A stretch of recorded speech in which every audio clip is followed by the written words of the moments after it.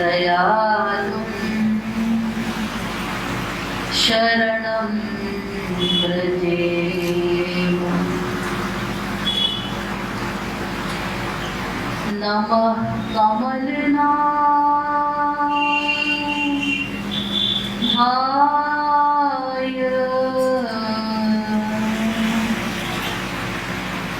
नमः कमलमालिने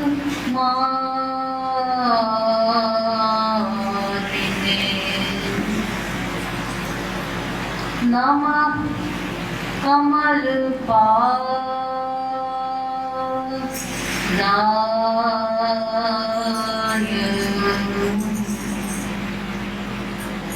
नमस्ते कमलेशणम् यो ब्रह्माणं विदधाति पूर्वं यो वै वेदांश्च प्रणिनोति तस्मै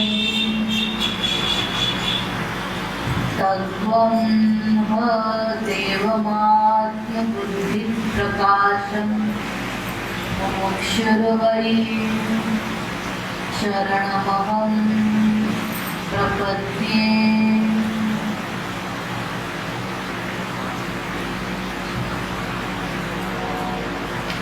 श्री कृष्ण तत्व जिज्ञासु प्रेम रस पिपासु महानुभव दैनिक नियमानुसार कुछ देर भगवान नाम संकीर्तन कर लीजिए। तत्पश्चात प्रवचन प्रारंभ किया जाएगा। ये वॉल्यूम सफिशिएंट नहीं है क्या?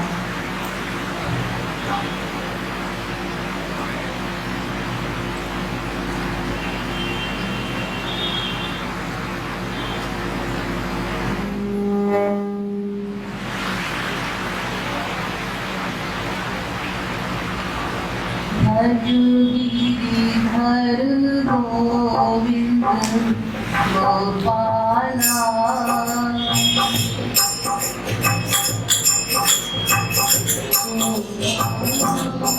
गिरिधर गोविंद गोपाला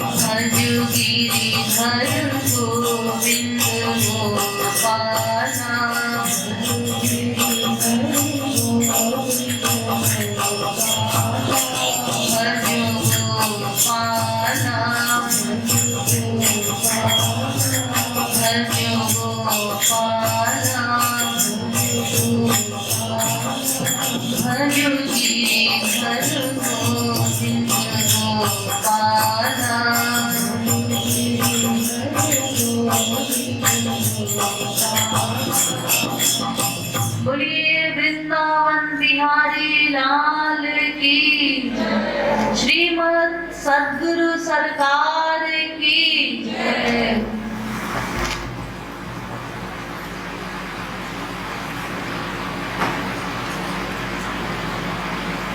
अब आप लोग कृपया सावधान होकर बैठ जाएं।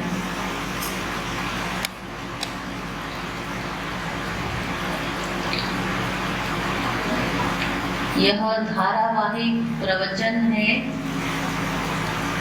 इस प्रवचन में जिस वेद मंत्र की व्याख्या करनी है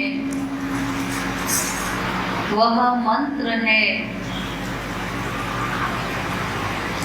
रसो वै सः रसत्वं येवायं लब्ध्वा नंदी भवति। यानी वो रस ही है, उस रस स्वरूप भगवान को प्राप्त करके यह जीव आनंदमय हो सकता है।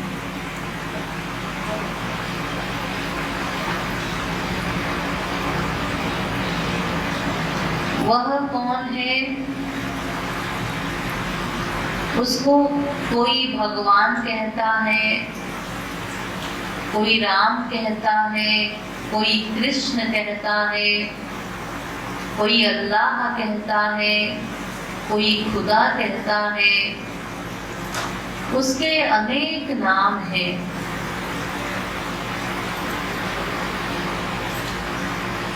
और जिस जीव को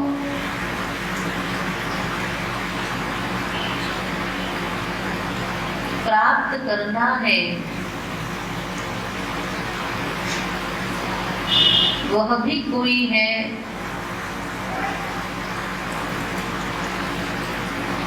तो जिस रस स्वरूप भगवान को प्राप्त करना है, तो अगर उसको जानना है, प्राप्त करना है, इसका मतलब उसको जानने का अधिकारी हर कोई होगा।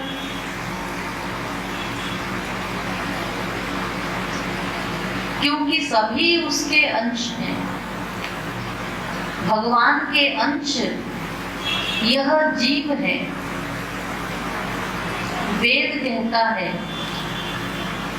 चिन्मात्रं श्रीहरेरंशं सूक्ष्ममक्षरमव्ययम् कृष्णाधीनमिति प्राहुः जीवज्ञानगुणाश्रयम्।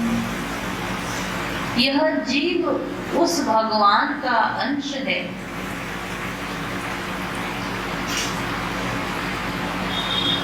अंशो नाना व्यपदेशा,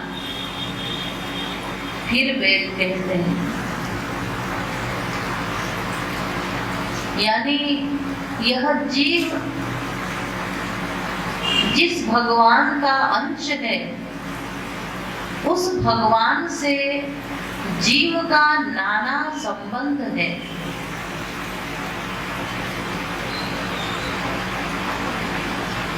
गीता भी कहती है ममैवांशो जीवलोके जीवभूतः सनातनः। अरे अर्जुन, ये जीव मेरा अंश है, मेरा ही अंश है। और रामायण भी कहती है ईश्वर अंश जीव अविनाशी चेतन अमल सहज सुख राशि।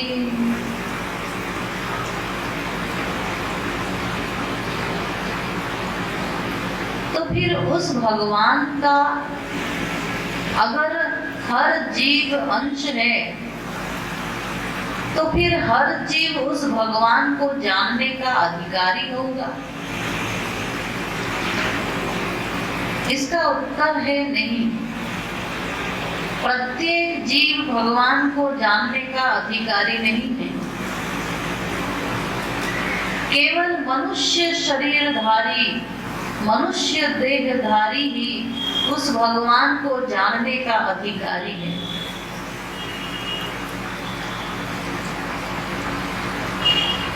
इसी बात की पुष्टि हमारे वेद करते हैं।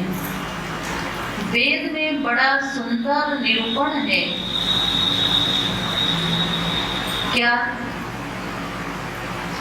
इह चेद वेदी दथ सत्यमस्ति न चेदिहा वेदीन महति विनष्टि।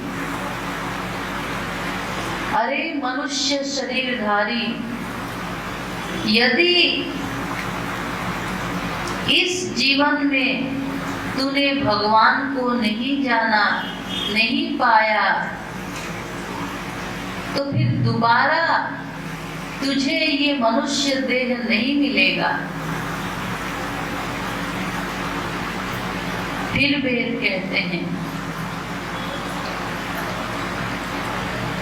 इह चेद वेदी दथ इह चेदशकद्बोद्धुं प्राक् शरीरस्य विस्रसः ततः सर्गेषु लोकेषु शरीरत्वाय कल्पते। अरे मनुष्य देहधारी, अगर तूने इस देह से भगवान को नहीं जाना तो इससे बढ़ के भूल और कोई न होगी। और फिर मनुष्य देह छीनने के बाद तुझे 84 लाख प्रकार के शरीरों में भटकना होगा। इसलिए जल्दी से जल्दी इस मनुष्य देह को प्राप्त करके भगवान को जान लो। फिर कहते हैं वे, उत्तिष्ठत जाग्रत प्राप्य वरान निबोधत। हे मनुष्यों, उठो, जागो और भगवान का तत्व ज्ञान प्राप्त करो। महापुरुषों के पास जाकर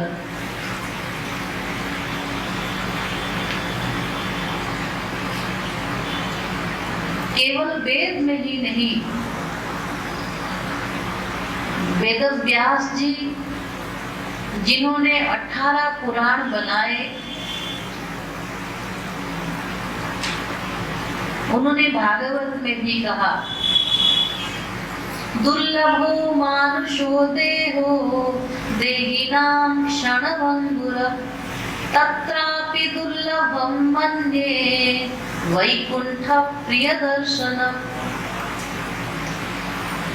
यह मनुष्य शरीर बड़ा दुर्लभ है और क्षण भंगुर भी है।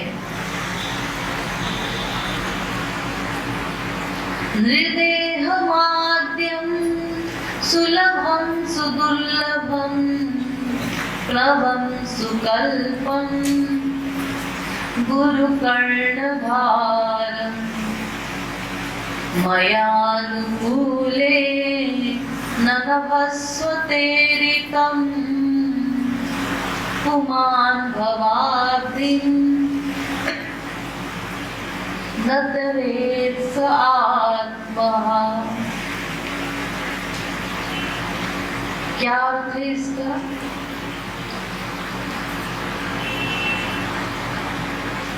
इसका ठीक अनुवाद तुलसीदास जी ने रामायण में किया। नरतनु भव बारिधि कहु बेरो सन्मुख मरुत अनुग्रह मेरो कर्णधार सद्गुरु दृढ़ नावा दुर्लभ साज सुलभ करी पावा जो न तरे भव सागर नर समाज अस पाई। क्या मतलब अगर इस मनुष्य देह में सबसे बड़ी कृपा हुई, भगवान ने हमें मनुष्य देह दिया, तो मनुष्य देह भी मिला और तुम्हें संत भी मिले, महापुरुष का मिलन भी हुआ। लेकिन इतनी बड़ी कृपा को प्राप्त करके भी अगर तुमने भगवान को नहीं जाना, भगवान को जानने का प्रयत्न नहीं किया, तो तुम आत्महत्यारे हो। क्योंकि ये मनुष्य का देह भगवान को जानने के लिए ही मिलता है।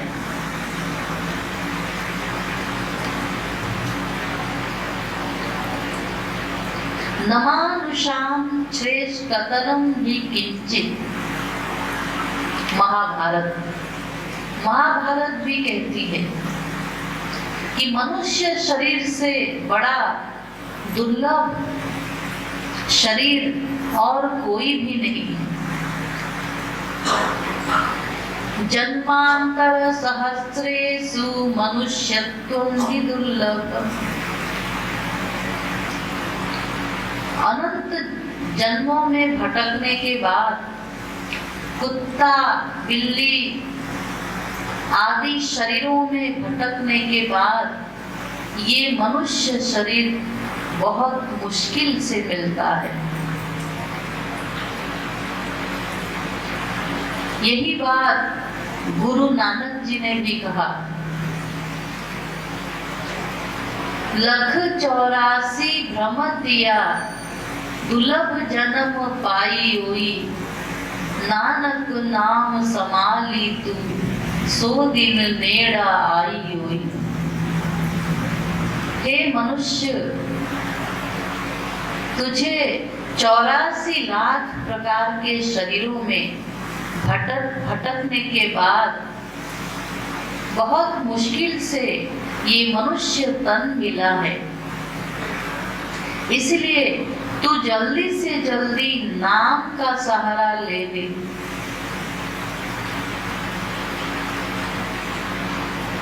जल्दी से अपनी बिगड़ी बना ले। नानक जी कह रहे हैं गुरु ग्रंथ साहब में।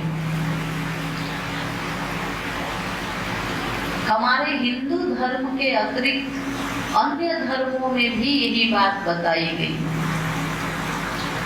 कुरान शरीफ भी कहता है, माँ खलक तलक इन सब जिन्न इल्ला ले आबदून, यानी इंसान को खुदा ने अपनी इबादत करने के लिए ही बनाया है। इंसान का मतलब है खुदा की इबादत करने वाला, और अगर वो इबादत नहीं करता ठीक फिर क्या होगा? वो शैतान।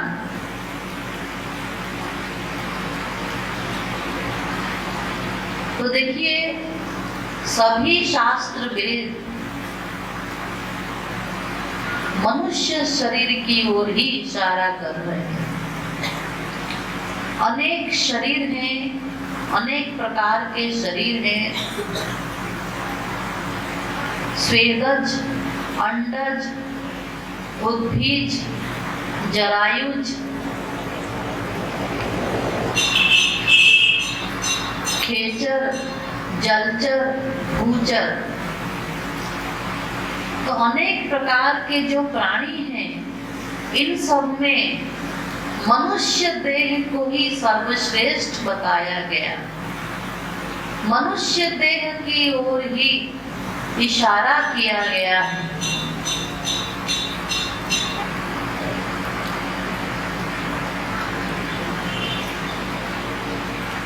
पूरे विश्व को 3 भाग में विभाजित किया जा सकता है। जितने भी जीव हैं उनको 3 भाग में विभाजित किया जा सकता है। एक जड़ जीव, दूसरा मनुष्येतर चेतन जीव, तीसरा मनुष्य। जड़ जीव कौन? पहला, जितने वृक्ष आदि हैं, ये वृक्ष आदि पेड़ पौधे सब जड़ जीव हैं। ये पेड़ पौधे भी हम ही लोग जैसे हैं, कम नहीं, छोटे नहीं, हमारे समान ही जीव हैं ये लोग भी। हो सकता है ये मनुष्य देह छूटने के बाद हमें पेड़ का ही शरीर मिल जाए, आप लोग कहेंगे हम क्यों पेड़ बनेंगे? देखिए, आप अपने मन के अनुसार नहीं बनेंगे, कर्म के अनुसार बनेंगे। कानून के अनुसार अगर हमने भगवान की भक्ति नहीं की तो हमें किसी भी शरीर में, अन्य शरीर में डाल दिया जाएगा और अनंत जन्मों में अनंत बार हम स्वयं वृक्ष बन चुके हैं, अनंत बार, क्योंकि जीव अनादि है, अनादिकाल से चल रहा है ये जीव।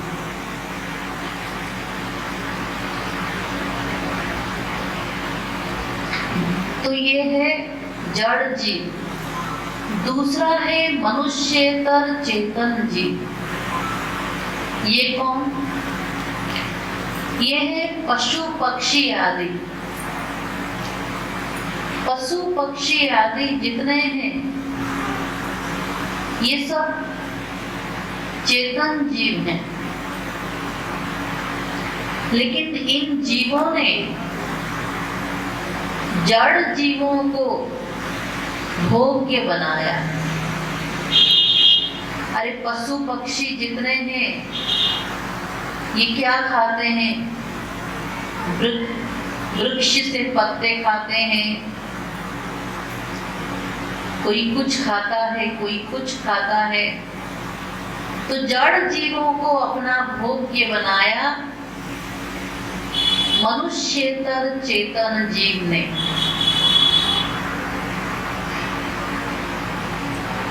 उसको आहार बनाया अपना। तो जड़ जीव भोग्य हो गया। तीसरा है मनुष्य। मनुष्य ऐसा चेतन जीव है कि जड़ जीवों को भी भोग्य बनाया और मनुष्येतर चेतन जीव को भी भोग्य बनाया। दोनों को अपना भोग्य बनाया। जैसे शेर को कटघरे में खड़ा करके पैसा कमाते हैं हम लोग, खेल देखते हैं, करतब देखते हैं।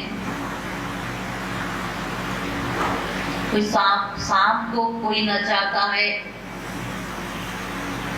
कोई किसी जीव को, कुत्ते को, बिल्ली को, सबको यूज करते हैं। तो ये हो गया मनुष्य।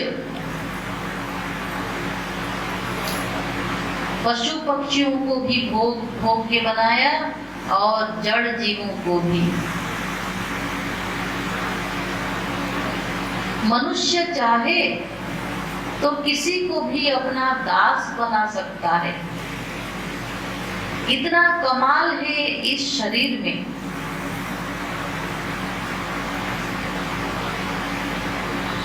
जैसे सांप के द्वारा खेल दिखाते हैं हम लोग,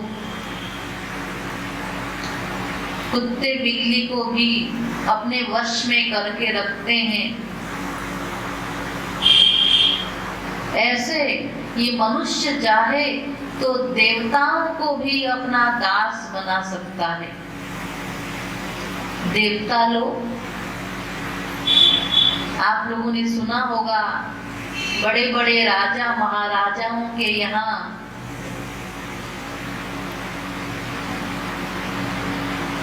देवता नौकर बन के रहते थे। इंद्र, वरुण, कुबेर,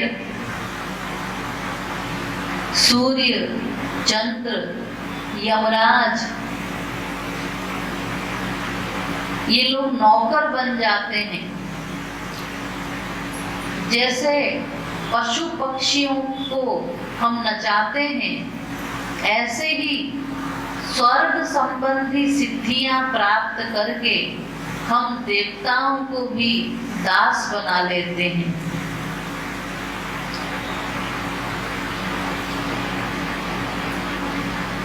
रावण के यहाँ सब नौकर थे, ये देवता लोग। देवताओं को छोड़ दीजिए, अगर भगवान को भी दास बनाना चाहे तो भी यह मनुष्य भगवान को भी दास बना लेता है।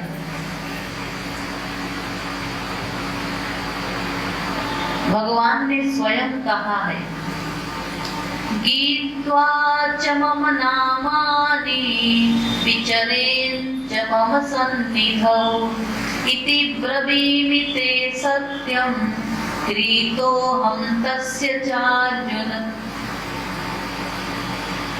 हे अर्जुन, मैं सत्य कहता हूँ कि जो लोग मेरे नामों का गान करते हैं और विचरेन् च मम सन्निधौ, मेरे समीप ही विचरण करते हैं वो लोग, ऐसे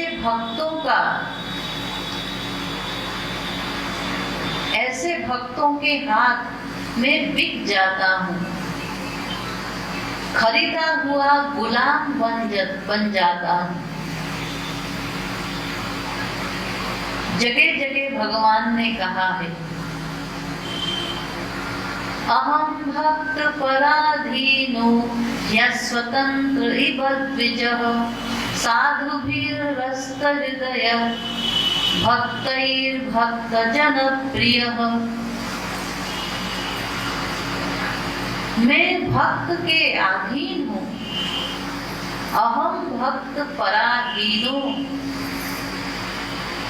मैं स्वतंत्र होता हुआ भी, परम स्वतंत्र होता हुआ भी भक्त के परतंत्र हूँ।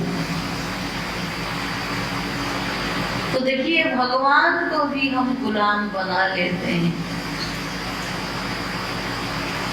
ऐसा कमाल है मनुष्य शरीर में, मनुष्य देह में। इसलिए ये मनुष्य शरीर बड़ा दुर्लभ है। आज जगत गुरु शंकराचार्य जी ने कहा, दुर्लभम त्रयमेवैतत् दैवानुग्रह कारकम मनुष्यत्वं मुमुक्षुत्वं महापुरुष संभव। भगवान की सबसे बड़ी कृपा है, पहली कृपा, किसी को मनुष्य देह मिल जाए। आप लोग कहेंगे मनुष्य तो तमाम है, हजारों लाखों पड़े हुए हैं। देखिए, मनुष्य शरीर दुर्लभ क्यों है? अनंत जन्म, क्षमा करें, अनंत जीव इस सृष्टि में है। एक गंदे नाले के गड्ढे में हजारों लाखों जीव रहते हैं। एक दही की कटोरे में ही अनंत जीव रहते हैं।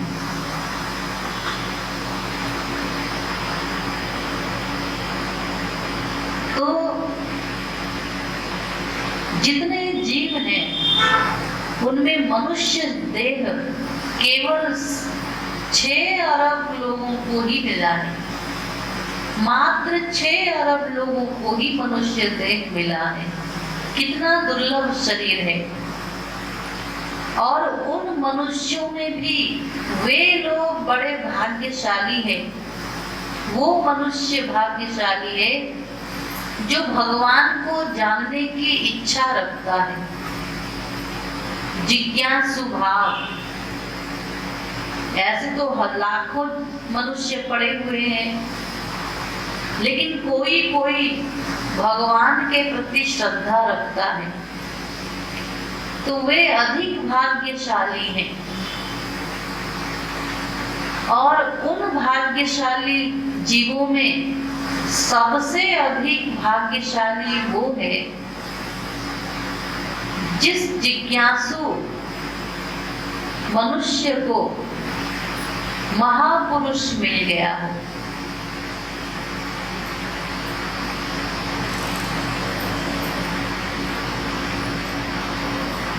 तो मनुष्य में इतना कमाल है कि वो भगवान को भी दास बना लेता है। देखिए सूरदास जी चैलेंज करते हैं, भगवान श्री कृष्ण को चैलेंज करते हैं, बाह छुड़ाए जात हो निबल जान के मोही, हृदय ते जब जाओगे तो मर्द बदांगो तो ही। अरे अरे ये क्या, तुम बाह छुड़ा के भाग गए, लेकिन तुम होशियार बनने की कोशिश करते हो नहीं। जिस दिन मेरे हृदय से निकल के दिखा दोगे, मैं तुमको पुरुष मानूंगा। सूरदास जी कहते हैं। तो देखिए भगवान को भी दास्ता करनी पड़ती है, जीव की गुलामी करनी पड़ती है।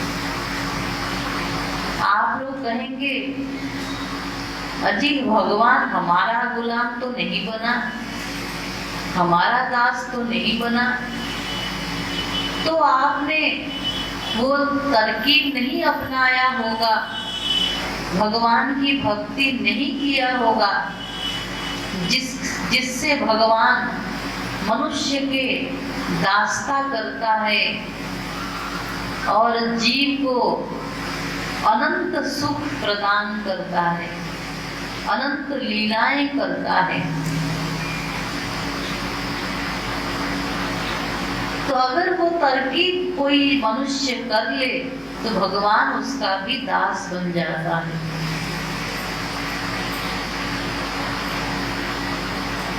तो फिर मनुष्य देह को ही सर्वश्रेष्ठ क्यों बताया?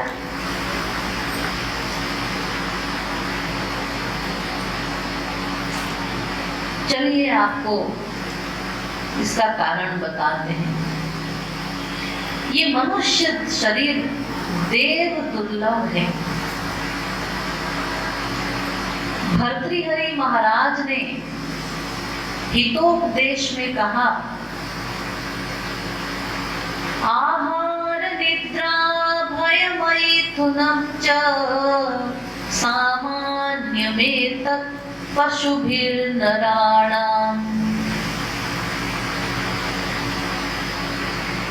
कहते हैं ये जो मनुष्य है ये पशु के बराबर ही आहार निद्रा भय और विषय भोग करता है, बराबरी में।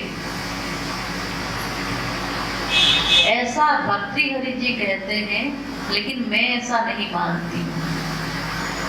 मैं ऐसा मानती हूँ कि मनुष्य पशुओं से नीचे है। आज का मनुष्य, कलियुगी मनुष्य पशुओं से भी बदतर है। कैसे? देखिए, पहला आहार कोई लीजिए, आहार के मामले में पशु पक्षी क्या आहार करते हैं? एक गाय है, भैंस है, ये लोग क्या खाते हैं? जो भी भगवान ने बनाया है, हरी घास, सूखा चारा, जो भी बनाया है नेचुरल, ऐसा नेचुरल खाना खाते हैं। गाय, भैंस, बकरी। और मनुष्यों के लिए तो हजारों प्रबंध किया है भगवान ने। हजारों प्रकार के फल, तरकारी, सब कुछ मनुष्य के लिए बनाया है। तमाम सुविधाएं खाने पीने में, लेकिन मनुष्य की क्या हाल है, क्या हालत है। इसको ऐसे नहीं खाओ, कैसे खाएं? सब्जी को छौंक के, बघार के, मसाला डाल के और नमक मिर्च मसाला डाल के इसकी विटामिन्स को खत्म करके लोग बिगाड़ के खाते हैं और फिर कहते हैं हम कोई पशु थोड़ी हैं कि ऐसे खा ले। और ऐसा खाना खा के इतने कम उम्र में बीमार पड़ जाते हैं। 25-25 साल में डायबिटीज है, अस्थमा है, भयंकर बीमारी हो जाती है। पहले के जमाने में 25 साल के उम्र में लोग शास्त्र वेदों का ज्ञान प्राप्त कर लेते थे। तो देखिए, आहार के मामले में, भोजन के मामले में हम लोग पशुओं से भी नीचे हैं। पशु पक्षी नेचुरल भोजन लेते हैं। ऐसे ही निद्रा के विषय में भर्तृहरि महाराज कहते हैं निद्रा में भी बराबरी है, और मैं ये कहती हूँ उसमें भी बराबरी नहीं।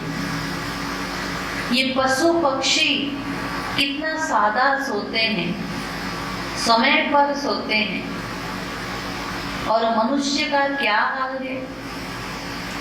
किसी को पूछो तुम कितने बजे सोते हो, तो कहते हमारा कोई टाइम नहीं है, कभी भी सो जाते हैं, हम आजाद तबीयत हैं। कभी तो हम 8 बजे ही सो जाते हैं। फिर लोग कहते हैं जब चाहे हम टीवी देखने लगते हैं, तो टीवी देखते देखते बज गया 12 रात का, और लेट होने लगा।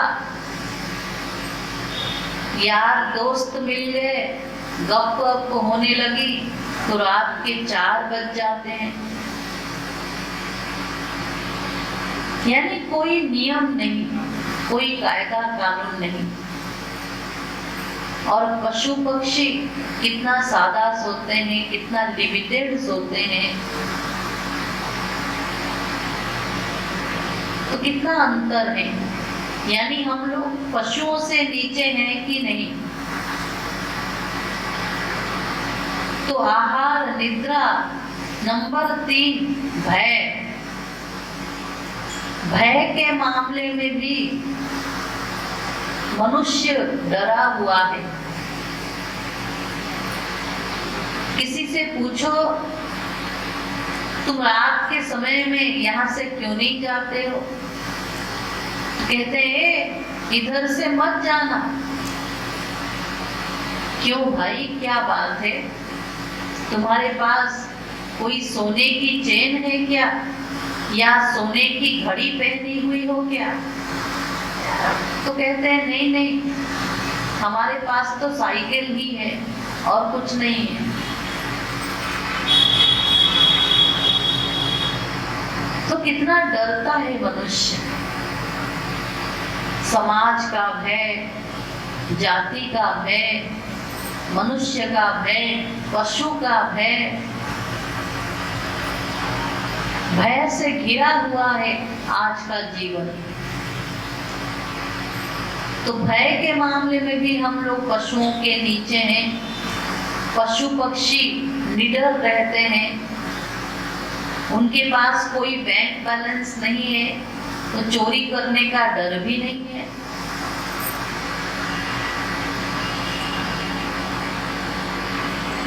निडर रहते हैं, बेधड़क कहीं भी जाते आते रहते हैं पशु पक्षी। नंबर 4 विषय भोग।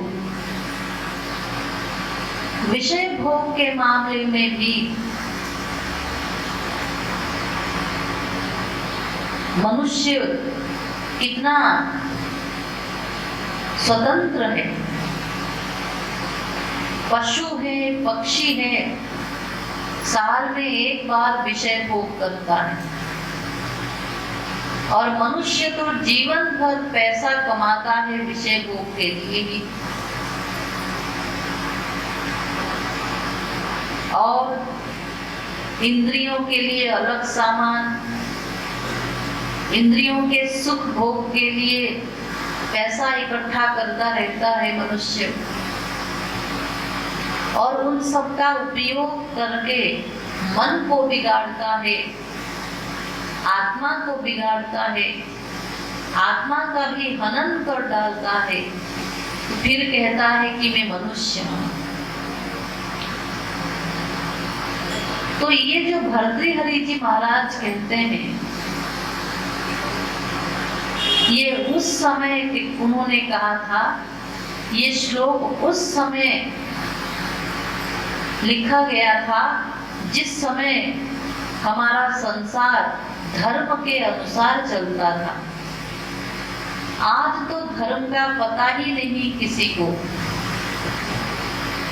आप लोग कहेंगे हम पशु के बराबर भी नहीं। जी हाँ, पशुओं से नीचे हैं।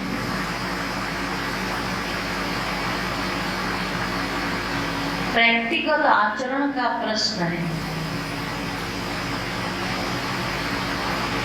देखिए, पशु पक्षी, इनमें जीवन निर्वाह संबंधित ज्ञान कितना आगे है। एक बंदर का बच्चा है, बंदर का बच्चा पेड़ पर चढ़ जाता है फुर्ती से, और मनुष्य उतने स्पीड में चढ़ नहीं सकता। एक गाय का बछड़ा है, गाय का बछड़ा भी तैरना जानता है पानी में, और मनुष्य को सीखना पड़ता है। सभी ज्ञान पशु पक्षियों में नेचुरल दिया है भगवान ने। एक बाया पक्षी है, बाया पक्षी ऐसा घोंसला बनाती है कि मनुष्य क्या बनाएगा। एक मकान बनाने के लिए मनुष्य को कितने लोगों का सहारा लेना पड़ता है। और बाया पक्षी देखिए, उसका घोंसला देखकर मनुष्य की बुद्धि भी कुंठित हो जाती है। तो देखिए, इन पशु पक्षियों में नेचुरल ज्ञान दिया है भगवान ने, अपना जीवन निर्वाह संबंधित ज्ञान।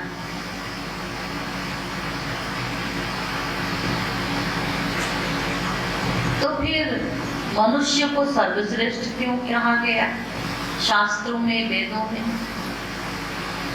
अगर पशु पक्षी हमसे श्रेष्ठ हैं, तो फिर मनुष्य के बारे में ये क्यों कहा गया शास्त्रों में, वेदों में, कि मनुष्य देह सर्वश्रेष्ठ है? बड़े भाग मानुष तन पावा, सुर दुर्लभ सद ग्रंथ निगावा।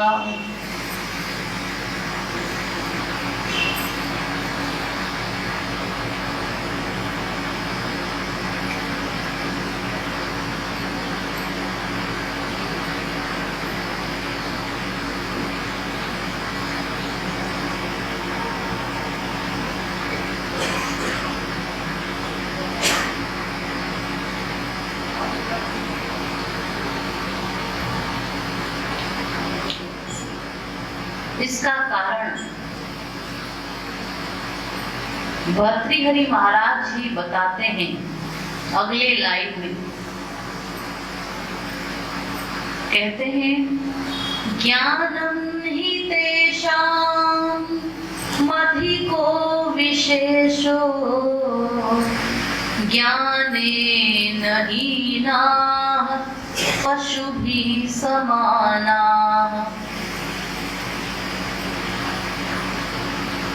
कहते ज्ञान के मामले में मनुष्य सर्वश्रेष्ठ है,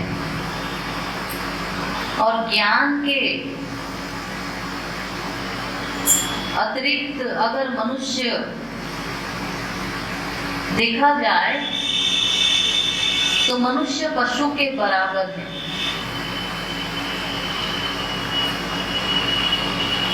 भर्तृहरि महाराज कहते हैं,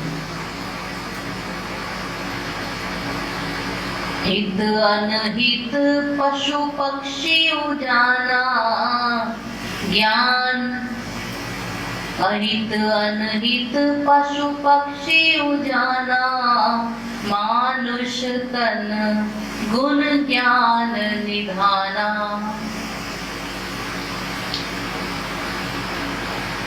यानी हित अहित तो पशु भी समझता है, लेकिन मनुष्य में भगवान ने विशेष ज्ञान शक्ति दिया है। तो फिर प्रश्न ये उठता है कि देवी देवता मनुष्य शरीर क्यों चाहते हैं? अभी बताते हैं।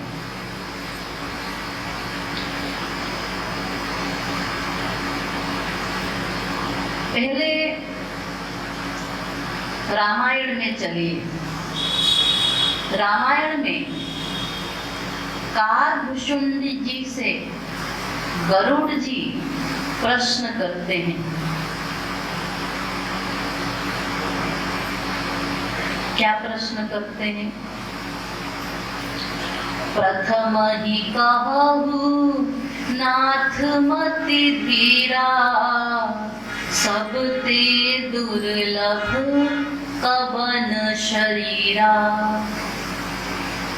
हे महाराज, कारभुषुंडी महाराज, आप ये बताइए कि सबसे दुर्लभ शरीर कौन सा है और क्यों? क्योंकि अगर शरीर का दुर्लभत्व हमें पता चल जाए तो फिर हमसे गलती नहीं हो। क्या मतलब? मतलब ये जो लापरवाही हो रही है, मनुष्य शरीर प्राप्त करके भी हम भजन नहीं करते ठीक ठीक, क्योंकि अनंत बार हमें मनुष्य देह मिला और संत भी मिले हमें, हमने संतों की बात नहीं मानी। बार बार मनुष्य देह प्राप्त करके भी हम गलती करते जा रहे हैं। शास्त्र वेदों की बात भी हम नहीं मानते। तो अगर शरीर का दुर्लभत्व तो हमें पता चल जाए तो लापरवाही क्यों करें हम? मान लीजिए जैसे एक बार एक व्यक्ति जंगल में गुजर रहा था, उसको एक चमकदार अंगूठी पड़ी हुई मिली। उसको लेके वो घर आया। उसने कहा ये अंगूठी कितने की होगी, जरा पूछ ले। तो एक सुनार को दिखाया। तो सुनार कोई बहुत बड़ा नहीं था, छोटा सा था। उसने कहा ये तो ऐसी अंगूठी है, कोई 100 रुपए की अंगूठी होगी। तो उसने उसको लेके अलमारी में ऐसे ही रख दिया। उसने कहा कोई कीमत नहीं है इसकी। एक दिन जोहरी आया, जोहरी को दिखाया अंगूठी।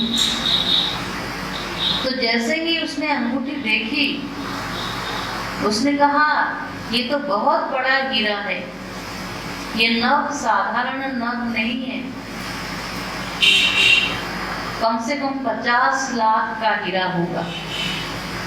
उसने कहा अरे बाप रे, 50 लाख का हीरा, मैं तो इसको ऐसे ही समझ रहा था।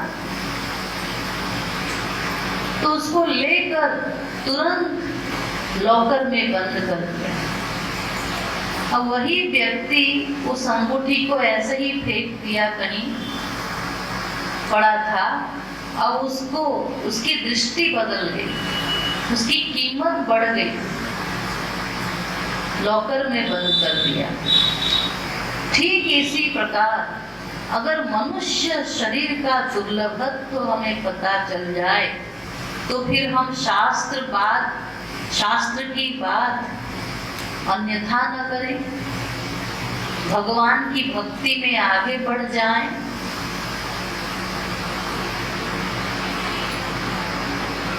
हाँ, तो फिर हमें ये जानना है कि स्वर्ग के देवता आखिर मनुष्य शरीर क्यों चाहते हैं। जो अभी बताया था, काकभूषुंडी जी का प्रश्न था, जितने शास्त्र वेद में प्रश्न बन सकते हैं उनमें केवल 7 ही प्रश्न इम्पोर्टेंट छाटा गया, और उसमें भी पहला प्रश्न यही किया गरुड़ जी ने कि कौन सा शरीर दुर्लभ है।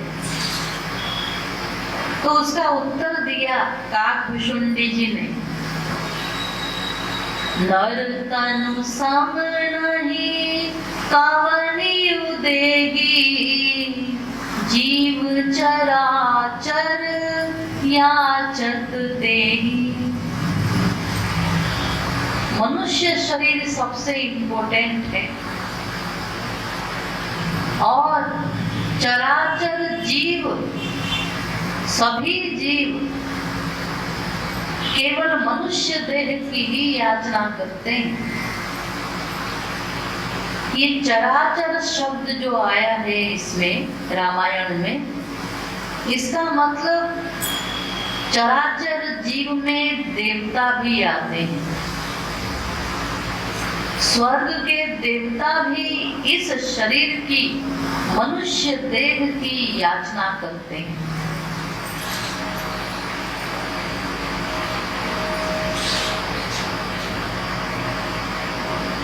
तो फिर देवता लोग मनुष्य देह चाहते हैं, कोई प्रमाण दीजिए आप। चलिए प्रमाण देते हैं। दुर्लभम मनुष्य मानुषम देहो प्रार्थ्यते त्रिदशैरपि। यानी त्रिदशई शब्द आया है, जिसका मतलब है सभी देवता मनुष्य देह की याचना करते हैं।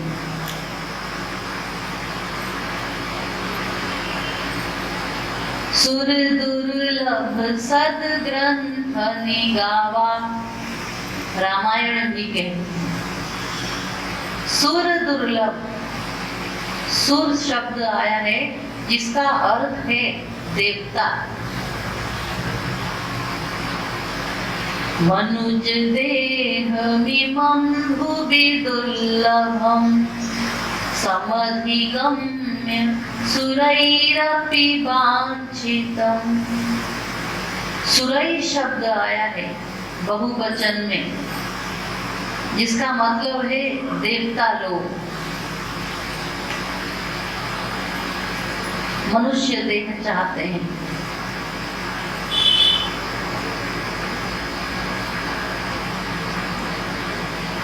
पुनरपि जननं पुनरपि मरणं पुनरपि जननी जठरे शयनम्। इह संसारे खलु दुस्तारे कृपया पारे पाहि मुरारे। मनुज देहमिमं भुवि दुर्लभं समधिगम्य सुरैरपि वाञ्छितम्। स्वर्ग में देवता लोग बैठे बैठे क्या सोचते हैं? देवता लोग बैठे बैठे कहते हैं, गायन्ति देवाः किल गीतकानि, धन्यास्तु ये भारत भूमि भागे। भूरी भूरी प्रशंसा करते हैं देवता लोग। किसकी? जो मनुष्य भारतवर्ष में पैदा हुए हैं, भारत जैसे देश में पैदा हुए हैं, ऐसे मनुष्यों की भाग्य की सराहना करते हैं स्वर्ग के देवता लोग। इसलिए अगर तुमने मनुष्य देह का महत्व तो नहीं समझा, शास्त्र की बात नहीं माना, ग्रंथों की बात नहीं माना, पता है क्या होगा तुम्हारा हाल? पुनरपि जननम पुनरपि मरणम, यानी बार बार जन्म लो और फिर एक दिन मर जाओ, मर के फिर माँ के पेट में उल्टा टंगो। माँ के पेट में उल्टा टांग दिया जाता है, फिर जन्म होता है, फिर मरता है बच्चा एक दिन। तो मरो, माँ के पेट में फिर उल्टा टंगो, फिर पैदा हो, तो बार बार बार बार यही क्रियाएं करनी पड़ेगी, क्योंकि तुमने शास्त्रों की बातें नहीं मानी, संत की बात नहीं सुनी।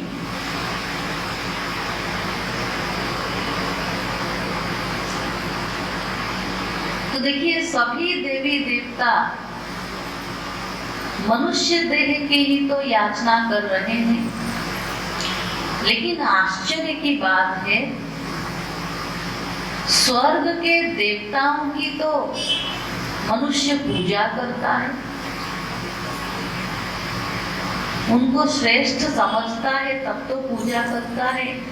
और फिर हमारे वेद में, शास्त्रों में देवताओं की भी भक्ति बताई गई है।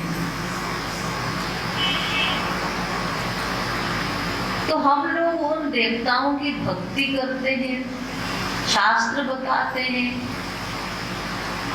और वो देवता लोग हमसे श्रेष्ठ दिखाई पड़ते हैं। तो फिर हमारा शरीर वो क्यों चाहते हैं? क्या मतलब?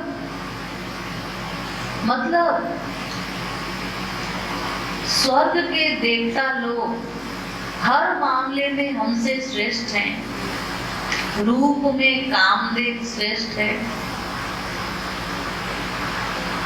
जल की देवता वरुण देवता है, ऐसे ही सूर्य, अग्नि, सभी देवी देवता लोग टॉप करते हैं, ज्ञान शक्ति में टॉप करते हैं। तो अगर वो टॉप करते हैं हर चीज में, बल में, बुद्धि में, सुंदरता में प्रभावशाली हैं, फिर वो हमारा शरीर क्यों चाहते हैं?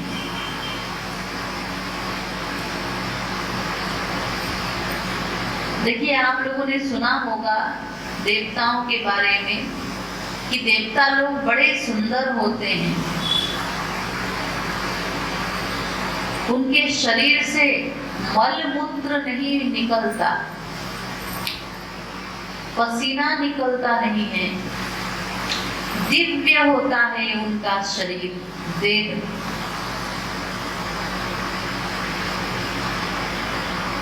उनका भूमि पर स्पर्श नहीं होता, उनकी छाया नहीं होती। सब बड़ी बड़ी बातें हैं। ज्ञान में भी टॉप करते हैं देवी देवता लोग। तो अगर वो देवता लोग हर चीज में टॉप करते हैं और हमारा हाल तो हम लोग जानते ही हैं, मलमूत्र का पिटारा है, नवद्वार से युक्त पसीना निकलता हुआ दुर्गंध शरीर है हमारा, बहुत सारी कमियां हैं हम लोगों के शरीर में, तो फिर वो मानव तन क्यों चाहते हैं? तो उत्तर बताते हैं भर्तृहरि महाराज, ज्ञानम ही तेषा, उनके अंदर ज्ञान शक्ति टॉप का है। मनुष्य में, मनुष्य के अंदर ज्ञान शक्ति है, इसीलिए वो मनुष्य देह चाहते हैं। तो फिर मनुष्य देह की क्या बात है? अभी अभी तो बताया कि ज्ञान शक्ति टॉप का है देवी देवताओं में। इतने ज्ञानी है देवता लोग।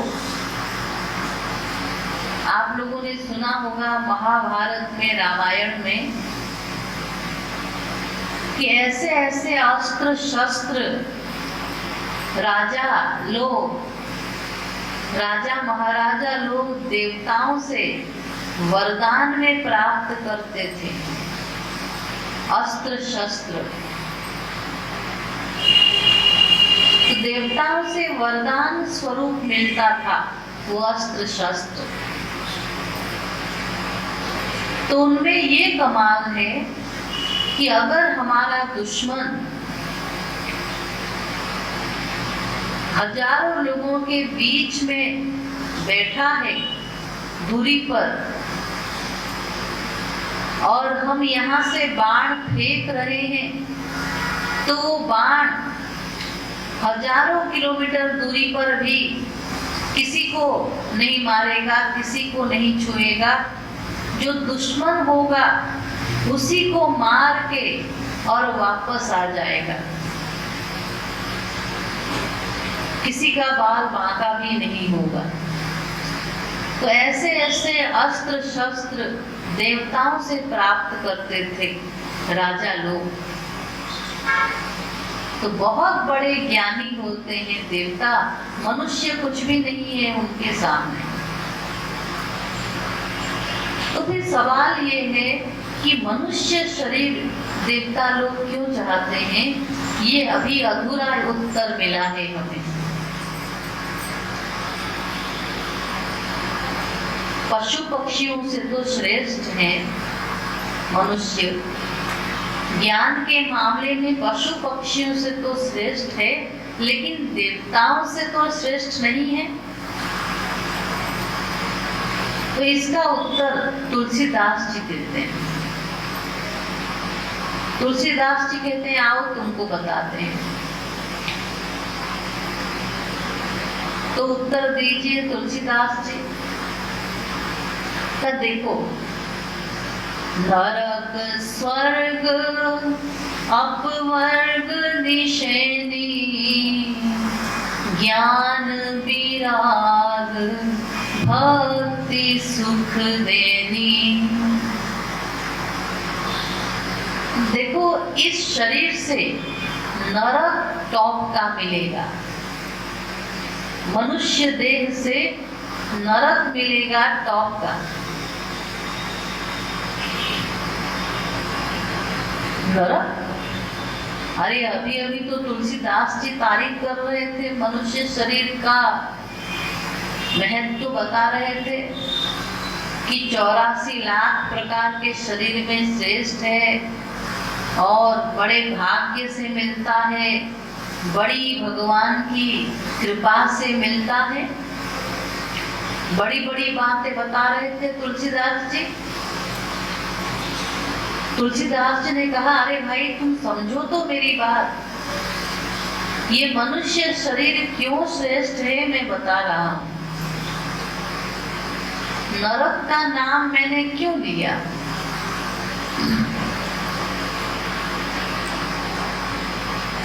अभी तो इतनी प्रशंसा कर रहे थे तुलसीदास जी कहते हैं मनुष्य शरीर से टॉप का नरक मिलता है, इसीलिए मनुष्य देह श्रेष्ठ है। तो ये तो ऐसी बात हुई, प्रशंसा करना और फिर नरक का नाम ले लिया। ये ऐसी बात हुई जैसे आपके घर में कोई मेहमान आए टी पार्टी में, और आपके घर में मेहमान आके टी पार्टी में बैठे और आप उनका स्वागत करें। हाजी आइए आइए, बैठिए बैठिए। आपकी तो क्या बात है, और प्रशंसा करना, तारीफ करना शुरू कर दे। अरे भाई मेरी तारीफ क्यों कर रहे हो, मेहमान पूछने लगा। तो आप फिर प्रशंसा करते हैं, अरे भाई आपकी उपमा तो आपसे ही दी जा सकती है, क्या बात है, तुम्हारी बराबरी कोई नहीं कर सकता। तो मेहमान फिर पूछने लगा, अरे भाई मेरी तारीफ क्यों कर रहे हैं, क्या बात है। तो कहने लगे, नहीं नहीं, तुम्हारी बराबरी और कोई नहीं कर सकता, तुम्हारे जैसा कोई नहीं। कोई नहीं का मतलब ये है कि तुम्हारे जैसा बेवकूफ पूरे सपना में कोई नहीं। तो पहले तारीफ की, फिर यहाँ लाके पटक दिया। ठीक इसी प्रकार पहले तुलसीदास जी बड़ी बड़ी बातें की उन्होंने, और फिर कहा कि इस शरीर से नरक मिलता है। तो तुलसीदास जी इसका उत्तर देते हैं, इतने बड़े ज्ञानी हैं, किसी कारण से कहा होगा। तो कहने लगे कि देखो, जितने मनुष्य हैं उनमें 99% मनुष्य नरक का ही काम करते हैं। 99%, जी हाँ, नरक की तैयारी करते हैं। यानी जिसके लिए भगवान ने मनुष्य देह दिया है वो काम तो करते ही नहीं, इसलिए नरक मिलता है। क्यों? क्योंकि मनुष्य देह में इतना ज्ञान शक्ति है, और अगर कोई ज्ञान शक्ति का सदुपयोग नहीं करेगा तो जितनी बड़ी ज्ञान शक्ति है उतना बड़ा दुरुपयोग होगा, और दुरुपयोग होगा तो नरक मिलेगा।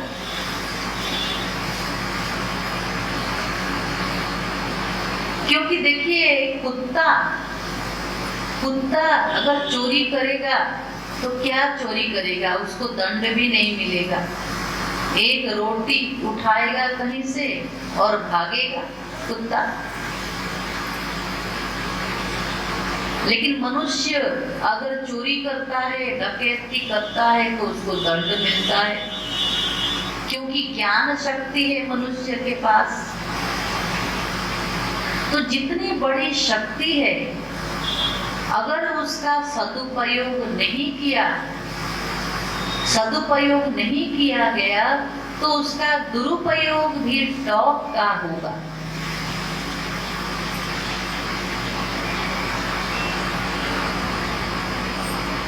क्योंकि भगवान ने ज्ञान शक्ति तो दी ही है।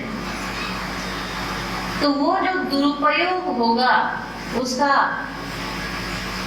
रिजल्ट होगा नरक, क्योंकि ज्ञान शक्ति का तुमने दुरुपयोग किया, मिसयूज किया।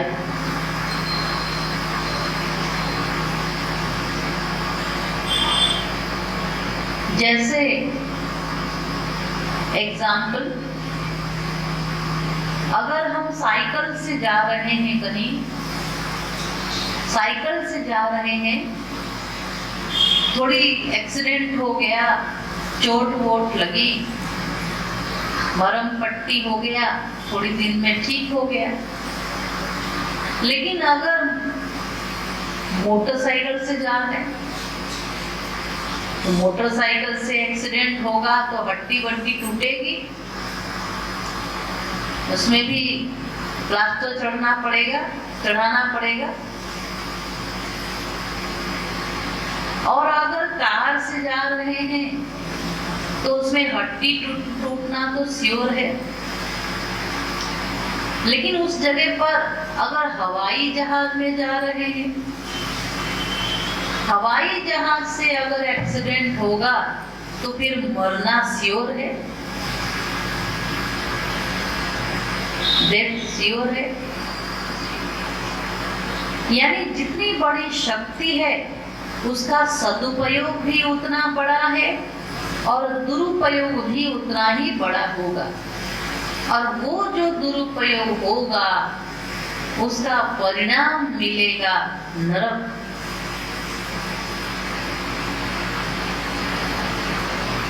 इसलिए तुलसीदास जी ने नरक का नाम लिया। तो 99% लोग तो निकल गए नरक में, बाकी कुछ लोग बचे। उन लोगों ने क्या किया? स्वर्ग के लिए प्रयत्न किया। दिन के लिए स्वर्ग मिलता है, थोड़े से दिन के लिए। जितना आपका पुण्य होगा तभी तक आप स्वर्ग में रह सकते हैं। तावत् प्रमोदते स्वर्गे यावत् पुण्यं समाप्यते। तो कुछ लोग स्वर्ग के लिए चले गए।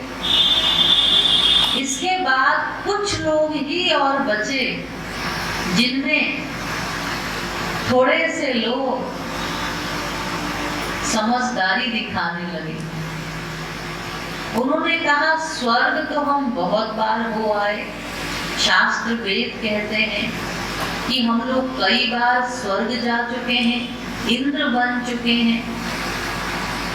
वहां जाने के बाद फिर इस संसार में, इसी संसार में ही घूम फिर के आना पड़ता है। यानी कुछ दिन के लिए स्वर्ग जाओ, स्वर्ग से लौटकर फिर कुत्ते बिल्ली गधों के शरीर में आना पड़ता है। स्वर्ग जाने के बाद मनुष्य शरीर नसीब में नहीं मिलती। तो उन्होंने कहा क्या फायदा, इससे अच्छा है मोक्ष। तो उन्होंने मोक्ष पर अपनी आंख लगाई। लेकिन ये लोग भी समझदार नहीं है। अब बचे केवल गिने गिने दिग्गज धुरंधर, जिन्होंने भक्ति को अपना लक्ष्य बनाया, भगवान की भक्ति की और सबसे बड़ी चीज पाई भगवान का प्रेमानंद या भक्ति। सबसे ऊंची है भक्ति, भगवान का प्रेम। ये प्रेम ही सर्वोपरि चीज है। क्या मतलब? क्या भक्ति मोक्ष से भी ऊंची है? जी हाँ, भक्ति मोक्ष से भी ऊंची है। तो केवल इन्हें गिने लोग ही बचते हैं जो भगवान की भक्ति प्राप्त करते हैं।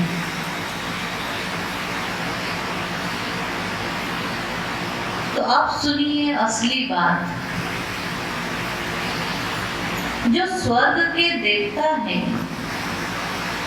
ये मनुष्य देह क्यों चाहते हैं?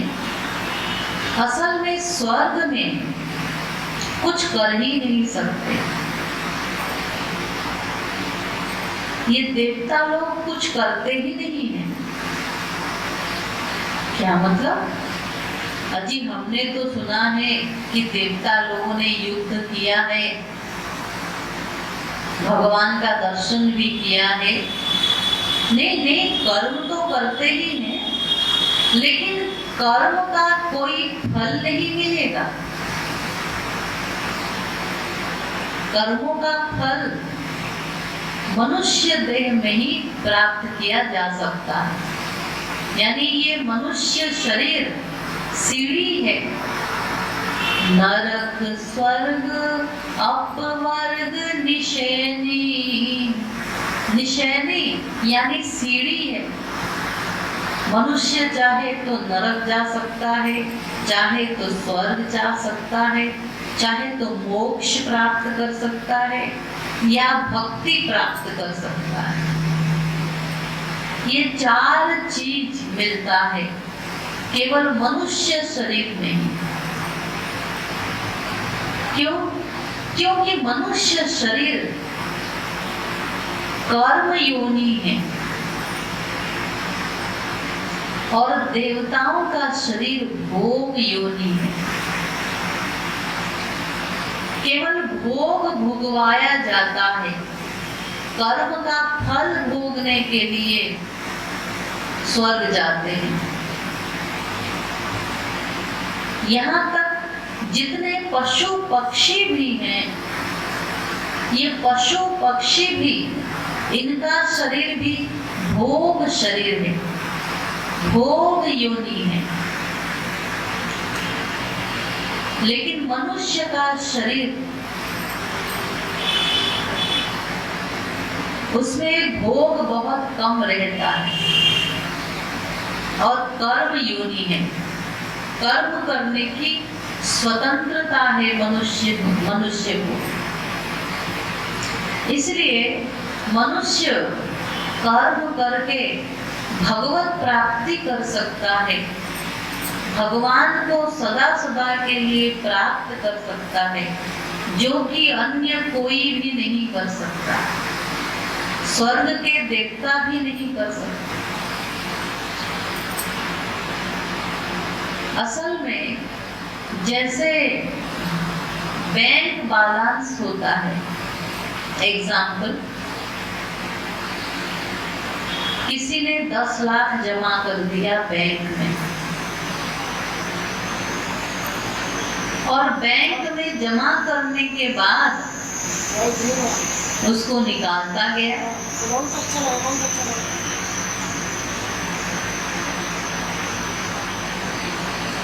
निकालता गया तो पैसा खत्म हो गया। अब निकालने के बाद वो फिर गया बैंक और कहता है पैसा दो। तो ऑफिसर उसको ऐसे देखता है, ने कहा क्यों, मेरा पैसा कहाँ है? कहा अरे भाई पैसा खत्म हो गया, अब जाओ यहाँ से। तो उसने कहा पैसा मैंने 10 लाख जमा कर दिया था। उसने कहा अरे भाई साहब तुमने 10 लाख निकाल भी तो लिए, अब कुछ नहीं मिलेगा, जाओ। तो जैसे वो निराश होके लौटता है, इसी प्रकार स्वर्ग में देवता लोग कुछ दिन तक मौज करते हैं, भोग विलास करते हैं, उसके बाद उनको संसार में पटक दिया जाता है। इसी संसार में कुत्ते, बिल्ली, गधे, सुअर, पशु पक्षियों का शरीर मिलता है, हीन शरीर, और फिर मनुष्य शरीर नहीं मिलेगा। इसलिए स्वर्ग के देवता, इनका पतन होता है क्रमशः,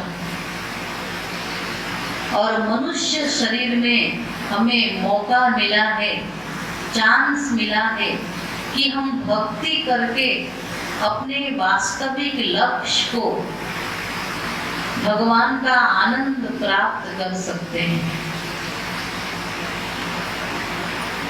इसलिए मनुष्य देह दिया जाता है भगवान के द्वारा।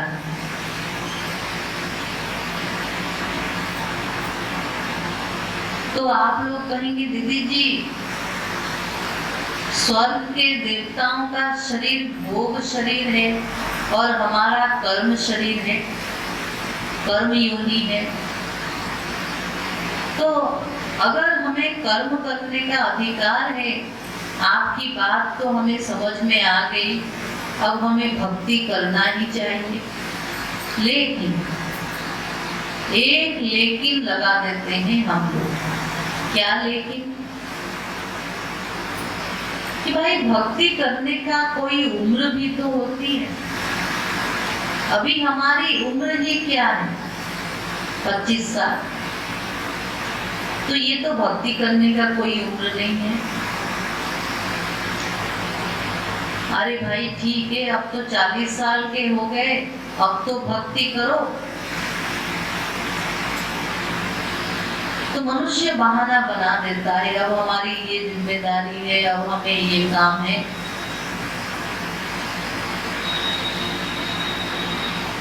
एक लेकिन लगा के हम लोग जहां के तहां खड़े रह जाते हैं। अंगम गलितम फलितम मुंडम दर्शन विहीनम जातं तुंडम वृद्धो याति गृहीत्वा दंडम तदपि न मुञ्चत्याशा पिंडम भज गोविंदम भज गोविंदम गोविंदम भज मूढ़मते। यानी बुढ़ापे में सोच रहे हैं कि भक्ति करेंगे, तो क्या बुढ़ापे में हमारा शरीर साथ देगा? सभी अंग शिथिल हो जाते हैं, बाल सफेद हो जाते हैं, दांत टूट जाते हैं, पैर हाथ कमर सब कमजोर हो जाते हैं, बीमारी घेर लेती है। और सबसे बड़ी बात, बुढ़ापा आ जाता है। शास्त्र वेद पुकार रहे हैं, अरे मनुष्यों जल्दी करो जल्दी करो, क्योंकि ये मनुष्य देह क्षण भंगुर है, पता नहीं कब समय हो जाए, टिकट कट जाए, इसलिए जल्दी करो। यावत् स्वस्थमिदं कलेवरगृहं यावच्च दूरे जरा यावच्चेन्द्रिय शक्तिरप्रतिहता यावत् क्षयो नायुषः आत्मश्रेयसि तावदेव विदुषा कार्यः प्रयत्नो महान् प्रोद्दीप्ते भवने चकूपखननं प्रत्युद्यमः कीदृशः। अरे मनुष्यों, जब तक तुम्हारा शरीर स्वस्थ है, इंद्रियों की शक्ति क्षीण नहीं हुई है, तुमको बीमारी घेर नहीं ली है, जब तक बुढ़ापा दूर है, तब तक इस शरीर को भगवान की भक्ति करवा लो, शरीर को भगवान के रास्ते में लगा लो। नहीं तो अगर तुम सोचते हो कि बुढ़ापे में भक्ति करोगे तो भक्ति कर ही नहीं सकते। जहाँ 1 घंटा तुम बैठोगे भक्ति करने के लिए, हरे राम करने की बजाय हरे हाथ, हरे सिर, हरे पैर करने लग जाओगे। प्रवचन सुनने क्यों नहीं आए? अरे बेटा मैं चल नहीं पाता हूँ, कान से सुनाई नहीं पड़ता, आँख से दिखाई नहीं पड़ता, तमाम परेशानियां आ जाती हैं।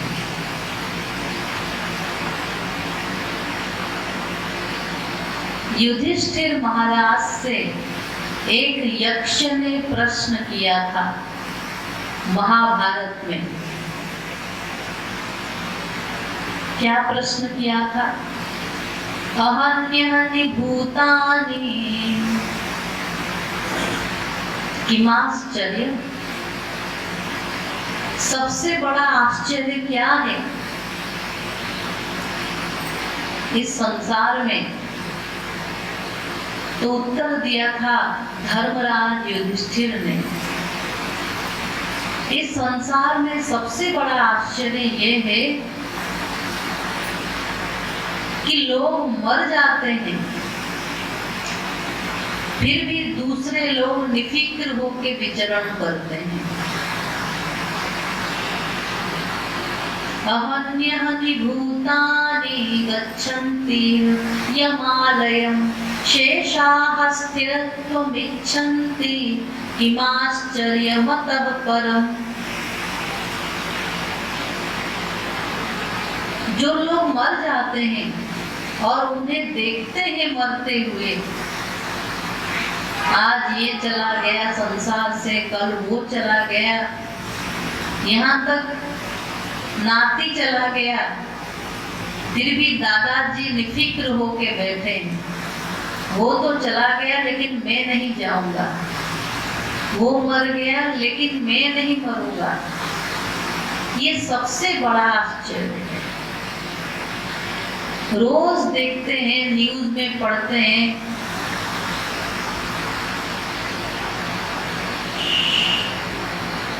ऐसे 60 सवाल किए थे, प्रश्न किए थे युधिष्ठिर महाराज से एक यक्ष ने। वो यक्ष नहीं था, भगवान ने ही यक्ष का रूप धारण करके प्रश्न किया था हमारे कल्याण के लिए।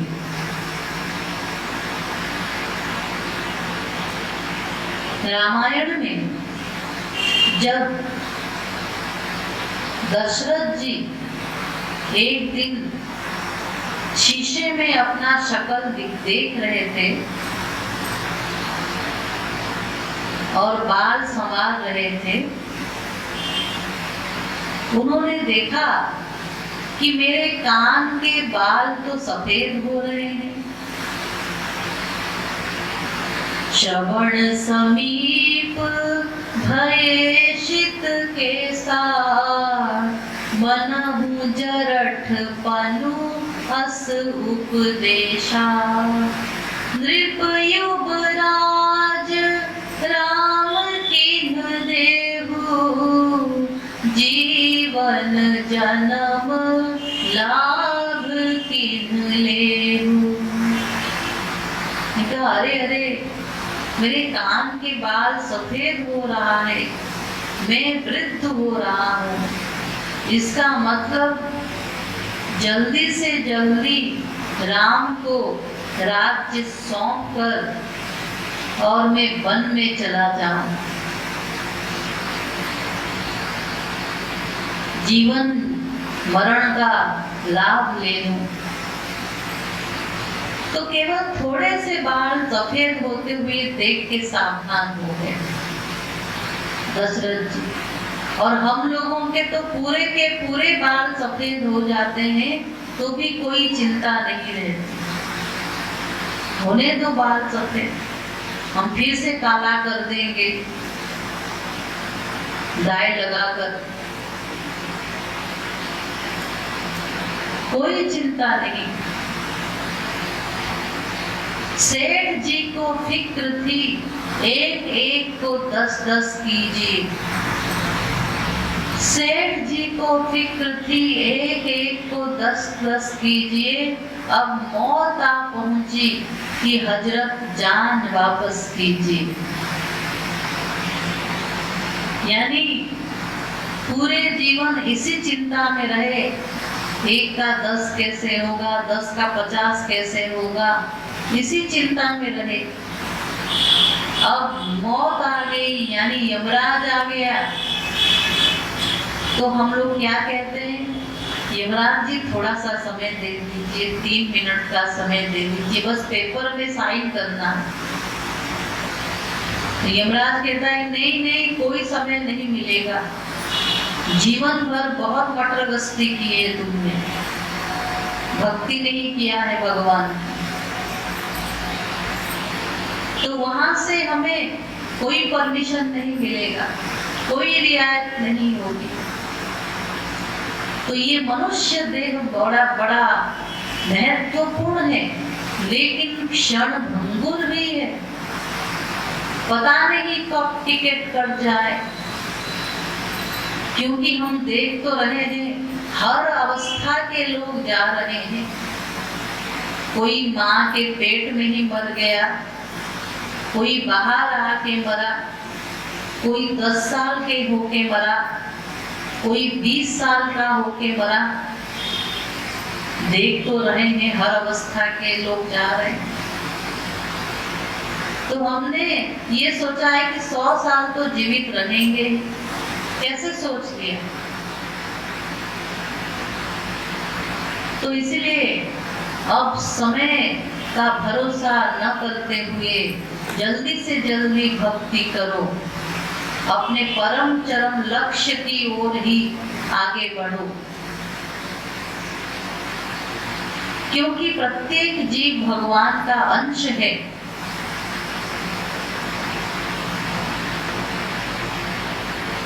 तुलसीदास जी कहते हैं,